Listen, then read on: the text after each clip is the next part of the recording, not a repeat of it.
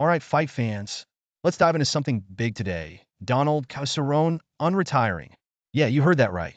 But before we get into it, I have a burning question for you. Do you think Cowboy's coming back for just 50 fights? Or is this the start of an epic run to reclaim some records? Drop your thoughts in the comments below because we need to talk about this.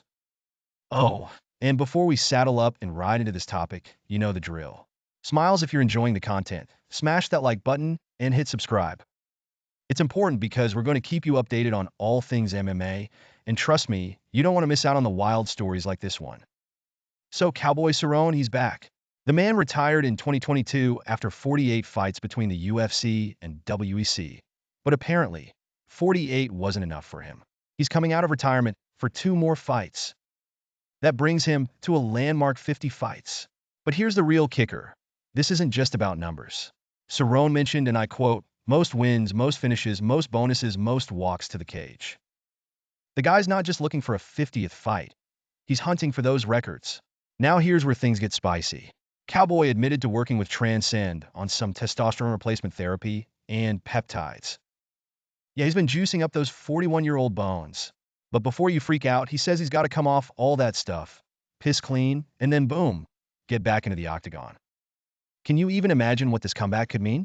Cowboy's been a fan favorite for years, and now he's talking about potentially breaking UFC records. Most wins? Most finishes? This is serious history in the making. Do you think he's got it in him to break those records at 41? I need to know what you all think.